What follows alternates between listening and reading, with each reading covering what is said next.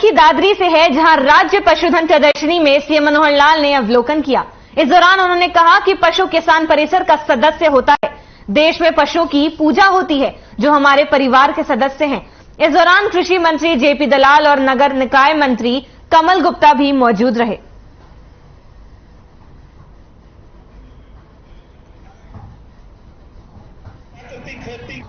ये बहुत ही एक सुंदर अवसर है कि हरियाणा में जो पशु मेले हमने शुरू किए या जो पशुधन की प्रदर्शनी लगाने का क्रम पिछले कई वर्षों से चल रहा है, ये 39वीं राज्य पशुधन प्रदर्शनी है। इस प्रदर्शनी में आकर और पशुपालकों के पशुधन को आज यहां देखकर मन अति प्रसन्न हुआ, क्योंकि मैं एक और बात मानता हूं, जैसा मैंने कहा, ये पशुधन, इसको केवल पशुधन न कहें, बल्कि ये सब हमारे किसानों के साथी हैं, हमारे परिवार के सदस्य हैं। पशु किसान का अपना सदस्य होता है, साथी होता है, तभी वो यहां करके मेले करता है। अगर केवल धन होता तो धन का प्रदर्शन तो कभी कोई करता ही नहीं है, बल्कि कोशिश होती है धन को किसी को ना बताया जाए, छुपा के ही रखा जाए। लेकिन ये हमारे परिवार के सदस्य हैं, एक से एक बढ़िया सदस्य। कौन ज्यादा दूध देने वाली गाय है, दूध देने वाली भैंस है, कौन बलशाली सांड है, कौन सा घोड़ा ताकतवर है, कौन सी भेड़ बकरी, उसकी अपनी विशेषता है। ऊंचे से ऊंचा बढ़िया खेल खेलता हुआ, खिलाता हुआ हमारा ऊंट है। ये हमारे पशुओं की विशेषता है। और ये देसी नस्ल का सांड है।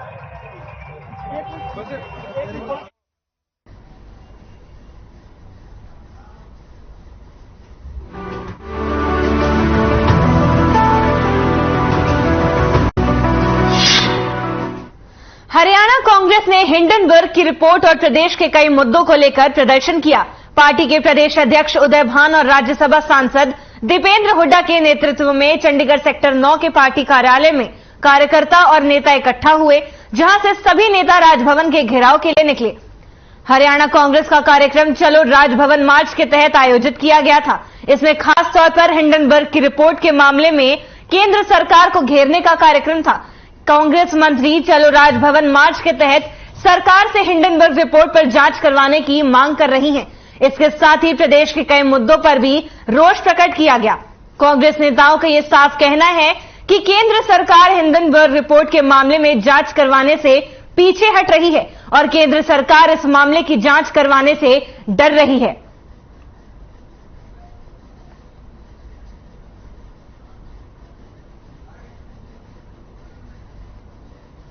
सरकार थी उस समय 25 साल तक अदानी ग्रुप से देश में सबसे सस्ती बिजली में से एक का करार किया गया था। 25 साल तक 2 रुपए 94 पैसे के हिसाब से अदानी समूह को बिजली देनी थी। ये देश में सबसे सस्ती उस समय की बिजली दर पे बिजली का एक समझौता किया गया था और वो बिजली देते देते बीच में उन्होंने बंद कर दिया अदानी समूह ने, और बंद करने के बाद वो कोर्ट में चले गए और जब बंद करने के बाद लगभग 11 रुपए प्रति यूनिट, 2 रुपए 94 पैसे का समझौता था, 11 रुपए प्रति यूनिट में हरियाणा सरकार ने बिजली खरीदी और 11 रुपए तक की, 8 रुपए 9 रुपए 10 रुपए और 3 पे 11 रुपए 11.5 रुपए तक की हरियाणा सरकार ने बिजली खरीदी और बिजली खरीदकर हरियाणा को उपभोक्ताओं को दिया।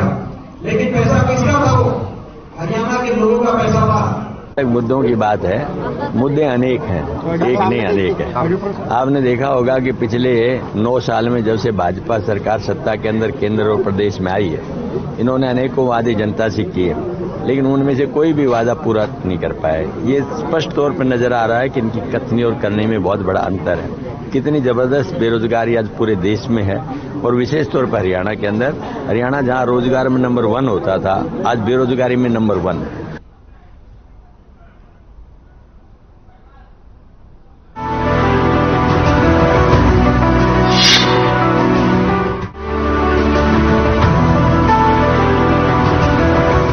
चरखी दादरी में जनसंवाद कार्यक्रम के दौरान मुख्यमंत्री ने सीएम विंडो के जरिए जनता की समस्याओं को सुना। आपको बता दें कि कार्यक्रम के दौरान काकडोली के रहने वाले सुखबीर ने मुख्यमंत्री को अपनी आपबीती सुनाई, जिसका मुख्यमंत्री ने मौके पर ही निस्तारण किया। आपको बता दें सुखबीर की HSIIDC में पाइप फीटर के पद पर भर्ती हुई थी, लेकिन काफी समय से ज्वाइन कराने की कार्रवाई नहीं की गई। सुखबीर ने सीएम को ज्वाइन कराने के लिए अर्जी दी, जिसके बाद 1 घंटे में ही सुखबीर के पास ज्वाइनिंग के लिए फोन आया। साथ ही 2 दिन के अंदर ज्वाइनिंग कराए जाने का आश्वासन भी दिया गया।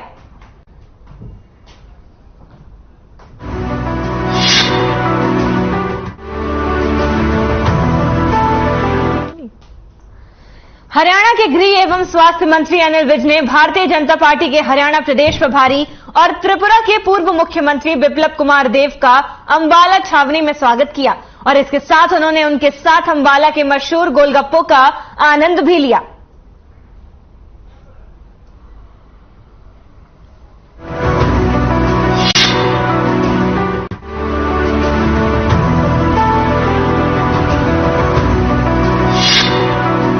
गृह मंत्री अनिल विज के प्रयासों से अंबाला में लगातार विकास के कार्य किए जा रहे हैं ताकि अंबाला सुंदर लगे, लेकिन अंबाला में सरकारी संपत्ति पर लगाए गए एडवर्टाइजिंग बोर्ड इसकी सुंदरता में ग्रहण लगाते दिखाई दे रहे हैं, जिसके कारण अब नगर निगम और नगर परिषद एक्शन मोड में भी नजर आ रहा है। आपको बता दें कि अब सरकारी संपत्ति पर लगाए गए एडवर्टाइजमेंट बोर्ड के मालिक के खिलाफ सख्त कार्रवाई भी की जाएगी। मामले पर जानकारी देते हुए नगर परिषद सेक्रेटरी राजेश कुमार ने 1-2 दिन में सभी को हटवा दिए जाने का आश्वासन दिया और जिसके भी ये बोर्ड है उनके खिलाफ नियम अनुसार कार्रवाई भी किए जाने की बात कही। Kumar secretary municipal council Ambala सदर, नगर परिषद अम्बाला सदर द्वारा अम्बाला सदर एरिया में जितनी भी सरकारी संपत्तियों पर कोई भी होर्डिंग्स, बैनर्स या जो भी पोस्टर लगे हुए हैं उनके रिगार्डिंग पहले भी एक मुनादी करवा दी गई। शहर में सभी लोगों को सचेत कर दिया गया और जो भी अखबारों के माध्यम से भी सूचित किया गया कि अपना कोई भी जो सरकारी संपत्ति पर किसी का भी पोस्टर, बैनर या होर्डिंग लगा होगा तो उसके खिलाफ अपना जो FIR तक दर्ज करवाई जाएगी और उसका जुर्माना भी दिया जाएगा। तो पीछे हमने कईयों के खिलाफ जितने भी जो जहां लगे हुए थे उनकी फोटो खींचकर और उनका जो भी है उनके खिलाफ FIR दर्ज करवाई हुई है।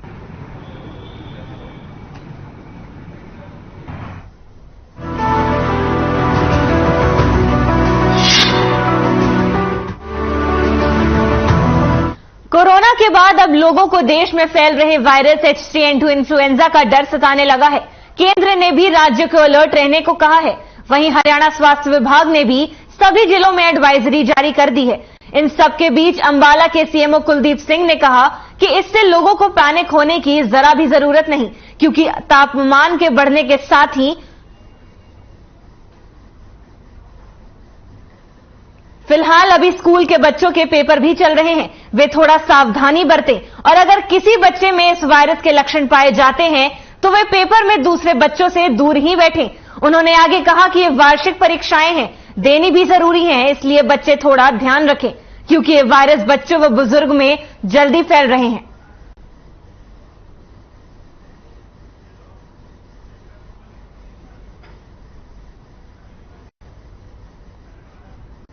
जुकाम बुखार के काफी केसेस आए हैं और जिनको खांसी काफी लंबी चली है, तो हम चलो जीनोटाइप सीक्वेंसिंग में भी काफी लंबे छोटे पैसे खर्च होते हैं तो इसकी जरूरत भी नहीं होती जब तक मोर्टेलिटी ज्यादा नहीं हो। हालांकि अंबाला में कोई ऐसी मोर्टेलिटी की बात नहीं मिली और जो हरियाणा में एक केस की जो बात आ रही है, जो जुलाना का केस था, वो जुलाना का केस उसको लंग कैंसर एडवांस स्टेज में था, 4th स्टेज में लंग कैंसर था और वो लंग कैंसर से उसकी डेथ हुई है। उसको सुपरएडिड इन्फेक्शन था, इन्फ्लुएंजा का टाइप एक यानी H3N2 का जो सुपरएडिड इन्फेक्शन था और यूजली ऐसे केसेज को सुपरएडिड इन्फेक्शन हो जाता है क्योंकि जो कैंसर पेशेंट्स को जो कीमोथेरेपी चलती है उससे उसकी इम्यूनिटी और भी डाउन हो जाती है और वो कोई भी वायरस है उसको बहुत जल्दी कैच करता है।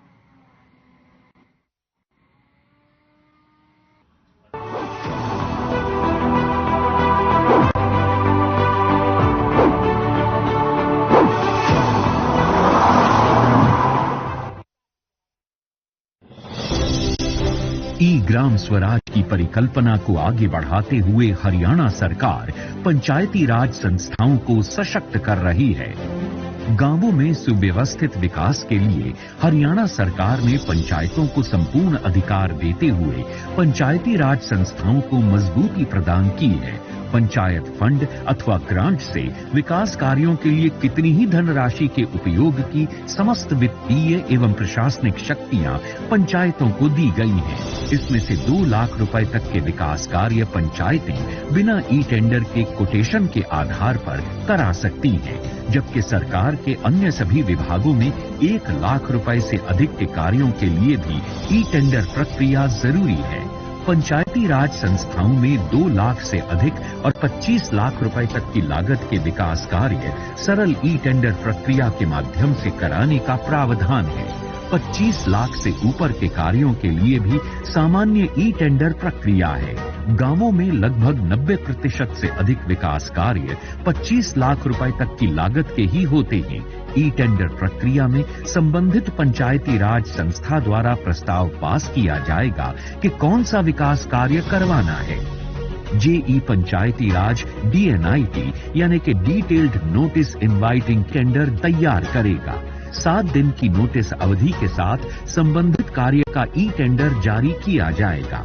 25 लाख तक के कार्यों के लिए टेक्निकल इवैल्यूएशन की जरूरत नहीं होगी। इस राशि के विकास कार्यों के लिए कॉन्ट्रैक्टर लाइसेंस होना भी जरूरी नहीं है। गांव के छोटे ठेकेदार भी बोली प्रक्रिया में भाग ले सकते हैं। केवल GST नंबर होना जरूरी है। ठेकेदारों को परफॉर्मेंस सिक्योरिटी भी नहीं देनी होगी। अभी तक 600 से अधिक ठेकेदार रजिस्टर हो चुके हैं। प्रतिस्पर्धा के चलते सही रेट में गुणवत्तापरक कार्य होंगे, जिससे बचत भी होगी।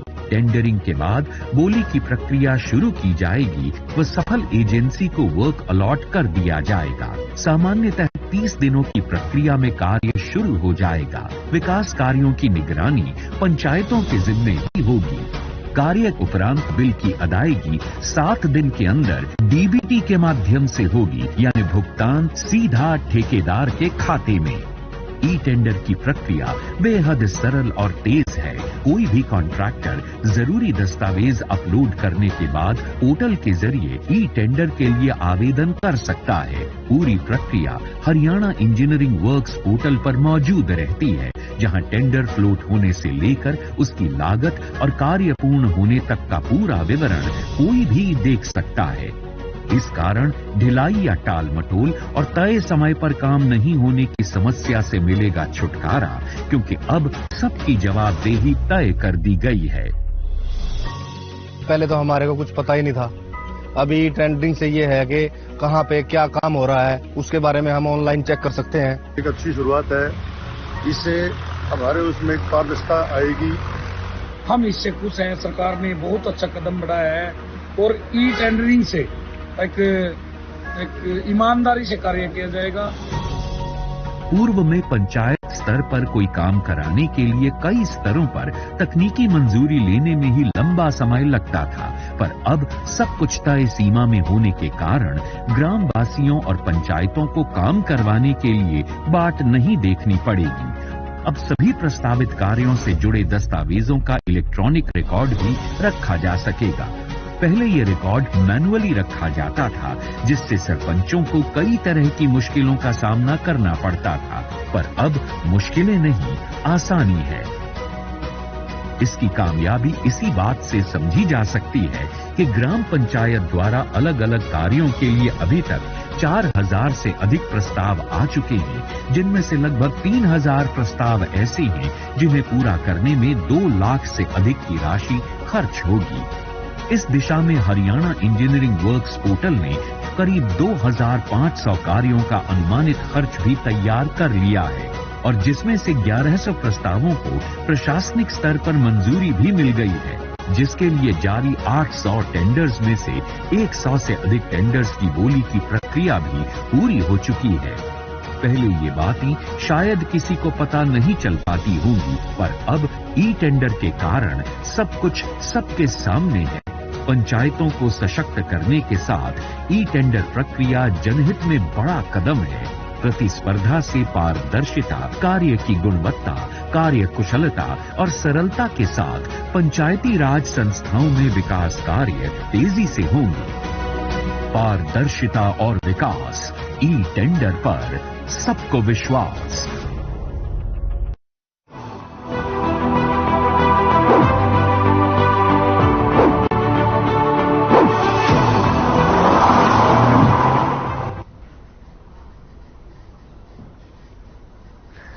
कुरुक्षेत्र के प्रेरणा वृद्धाश्रम के ऑडिटोरियम में प्रेरणा वृद्धाश्रम के संस्थापक डॉक्टर जय भगवान सिंगला ने प्रणम्य को प्रणाम पुस्तक का विमोचन किया। इस दौरान मुख्य अतिथि के तौर पर कुरुक्षेत्र विश्वविद्यालय के कुलपति प्रोफेसर सोमनाथ सचदेव समेत कई लोग मौजूद रहे। पुस्तक के लोकार्पण से पहले सभी अतिथियों ने प्रेरणा वृद्धाश्रम में स्थित शहीदी स्मारक पर देश के शहीदों को श्रद्धा पुष्प अर्पित किए और उसके बाद मंदिर में पूजा अर्चना की। पुस्तक के लोकार्पण के बाद संबोधन में कुलपति प्रोफेसर सोमनाथ सचदेव ने कहा कि डॉक्टर जय भगवान सिंगला करीब 3 दर्जन से अधिक पुस्तकें लिख चुके हैं, लेकिन प्रणम्य को प्रणाम पुस्तक अपने आप में विशेष है। ये पुस्तक समाज को प्रेरणा देने वाली पुस्तक है।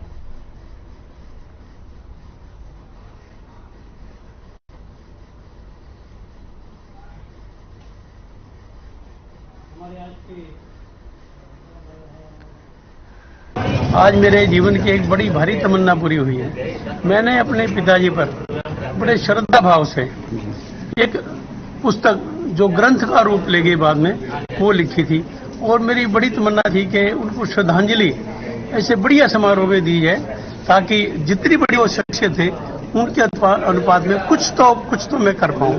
तो आज बड़ी खुशी की बात है कि उस पुस्तक का, उस ग्रंथ का विमोचन हुआ और हमारे कुरुक्षेत्र यूनिवर्सिटी के यशस्वी कुलपति प्रोफेसर सोमनाथ सचदेव जी मुख्य अतिथि की भूमिका में रहे और प्रोफेसर लालचंद गुप्त मंगल, जिनका कितना बड़ा नाम है साहित्य क्षेत्र में, वो अध्यक्ष की भूमिका में रहे और हमारे रोहतक से मेरे बड़े भाई समान प्रोफेसर डॉक्टर मधुकांत बंसल जी, वो हमारे साथ रहे और इस पुस्तक के विमोचन में, रचना में, सब कुछ में जो मेन सहयोग रहा वो रहा प्रोफेसर बाबूराम का।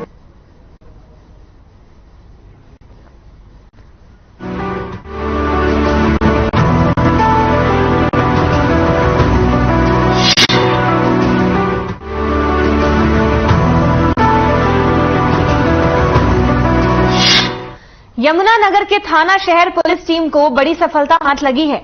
आपको बता दें कि आनंद कॉलोनी पुराना हमीदा में शादी समारोह में हुई हर्ष फायरिंग के मामले सामने आए, जिसमें पुलिस ने एक आरोपी को गिरफ्तार कर लिया। वीडियो के वायरल होते ही पुलिस ने तुरंत कार्रवाई करते हुए फायरिंग करने के आरोपी में दूल्हे और उसके साथियों पर केस दर्ज कर लिया। एक आरोपी को गिरफ्तार कर उन्होंने आगे की कार्रवाई भी शुरू कर दी है।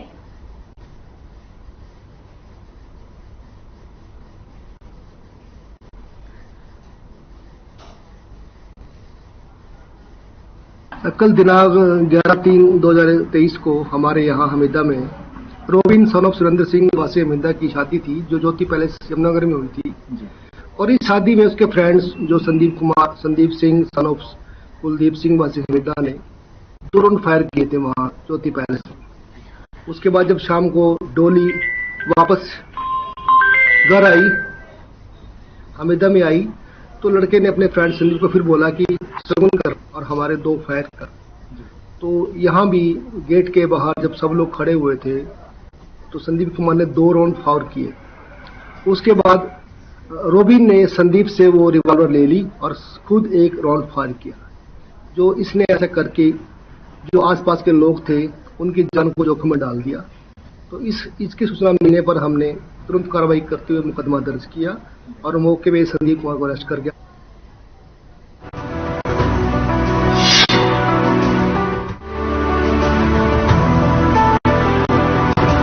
अंबाला शहर की नई अनाज मंडी के पाल बने फ्लाईओवर पर माहौल उस वक्त बिगड़ गया जब फ्लाईओवर पर जा रही एक कार में से अचानक धुआं निकलने लगा और देखते ही देखते पूरी कार आग की लपेटों में घिर गई। कार से धुआं निकलता देख कार चालक और कार में सवार लोग समय रहते ही कार से बाहर निकल गए। गनीमत ये रही कि इस हादसे में जान का नुकसान नहीं हुआ।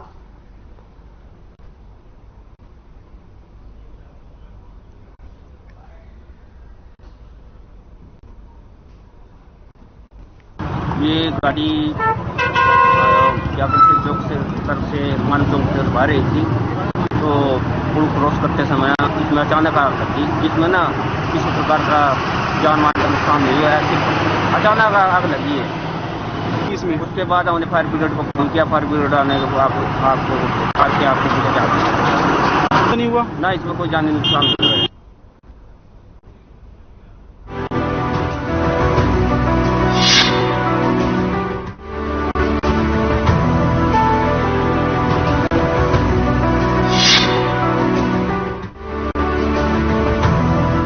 हरियाणा के गृह मंत्री अनिल विज ने अंबाला के पीडब्ल्यूडी रेस्ट हाउस में जनता दरबार लगाया।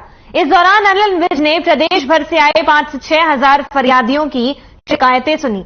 आपको बता दें कि हाल ही में अनिल विज का ऑपरेशन हुआ था और डॉक्टरों ने उन्हें आराम करने की सलाह भी दी, लेकिन फिर भी विज ने आखिरी व्यक्ति की शिकायत सुनकर ही अपना जनता दरबार स्थगित किया और कहा कि आराम करके ही उन्हें मिलता है।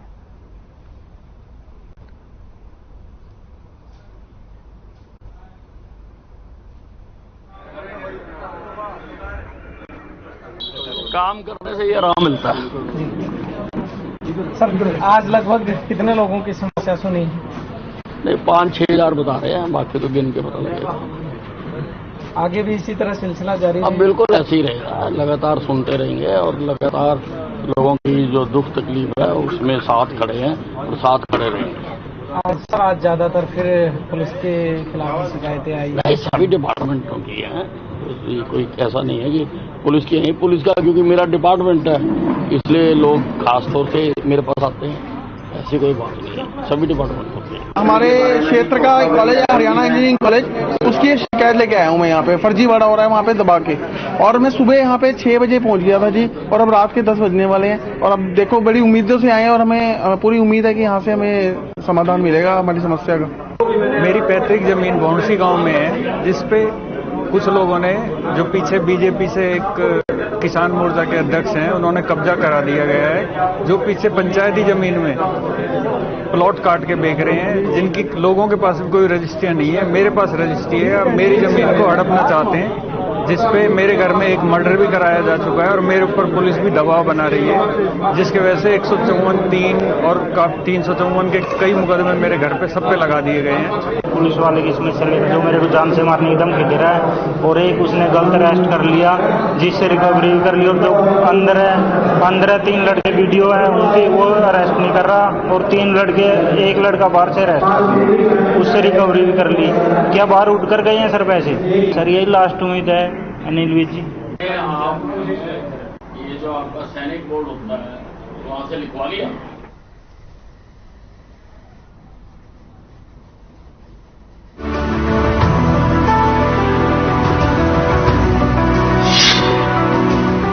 तो इस वक्त की बड़ी खबर हम आपको समालखा से बता रहे हैं, जहां पर आरएसएस केंद्र समालखा के पट्टी कल्याण में स्थित है आरएसएस केंद्र में संचालक मोहन कई दिनों से केंद्र में रुके हैं मोहन भागवत आरएसएस के सरकारवाह में भी है।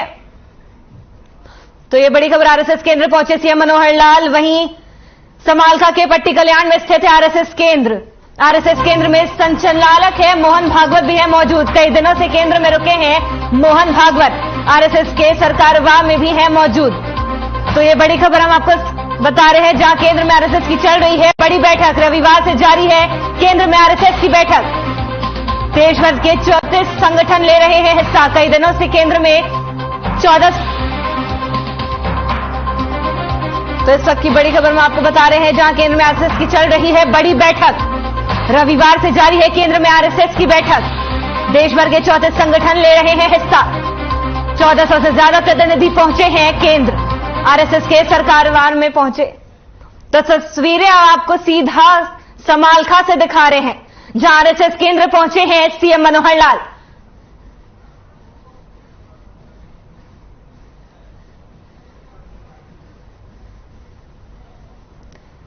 तो समालखा से इस वक्त की बड़ी खबर हम आपको बता रहे हैं, जहां आरएसएस केंद्र पहुंचे हैं सीएम मनोहर लाल। तो वहां पे बड़ी बैठक चल रही है, कई अहम मुद्दों के लेकर वहां पर बैठक चल रही है, कई अहम निष्कर्ष निकलने की बात है। कई दिनों से केंद्र में रुके हैं मोहन भागवत। आरएसएस के सरकारवाह में भी है साथ में मौजूद।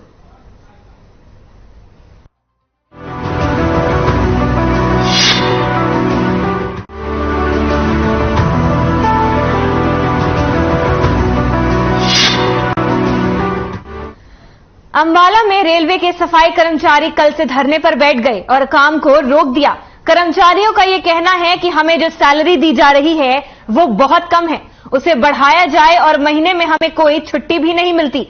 साथ ही उन्होंने ये भी कहा कि हमें किसी से कोई गिला शिकवा नहीं, लेकिन हमें हमारा काम का पूरा हक दिया जाए।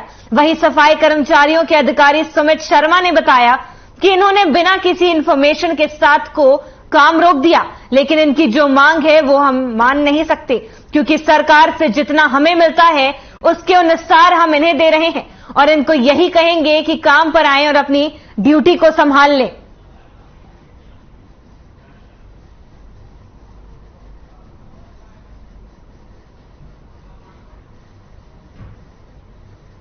जब हमने अपने हक के लिए आवाज उठाई तो कल से अभी तक कोई नहीं आया था। रात हमें मतलब कि कहा जा रहा था कि 5 दिन बाद, 6 दिन बाद, 2 महीने पहले भी हमें एक आश्वासन दिया गया था कि तुम्हारी सैलरी बढ़ा दी जाएगी और छुट्टी भी दी जाएगी, जो अब तक नहीं हुआ। तो 11 तारीख को मार्च में फिर टाइम दे दिया इन्होंने, तो 11 तारीख से भी मुकरने लगे। तो जब हम बैठे हैं तो रात को 10:30 बजे आया है जी, जो भी मतलब मैनेजर है आए हैं, उन्होंने थोड़ी बहुत जो बात की है उसके बाद उन्होंने कहा कि बुधवार को फिर हम बात करेंगे। तो जी वो सिर्फ एक टाइम दे देते हैं, उस पर खरे नहीं उतर पा रहे हैं वो। तो सर ये हमारी कोई डिमांड नहीं पूरी हो रही जी, और सर ये हमारे को 266 रुपए एक दिन के मिलते हैं जी, और सर छुट्टी कर लेते हैं 300 रुपए के हफ्ते पैसे करते हैं जी यहाँ पे। और सर हमारा ईएस कटता है जी, ईएस के कोई प्रूफ नहीं है जी हमारे पास, 500 रुपए आई महीना कटता है जी। तो आप क्या मांगे हैं आप? हमारी मांग यही है सर, हमारी सैलरी बढ़नी चाहिए और हमारा ईएस का प्रूफ होना चाहिए सर। पीएफ कट रहा है सर, पीएफ का भी जो मैसेज लेवर पाता है जी उसका मैसेज आना चाहिए लेवर पे जी। सर अफसर से कोई बात हुई आप? किससे सर? किसी अफसर से आपसे बात? अफसर के साथ अभी कोई बात हुई थी, अफसर के साथ पहले बात हुई थी यहाँ पे। अफसर बोल रहे थे भी स्टार्ट नंबर पर गए थे जब प्रदीप सर के साथ बात हुई थी, प्रदीप सर ने बात बोली थी कि मेरे को 1 मिनट टाइम दो,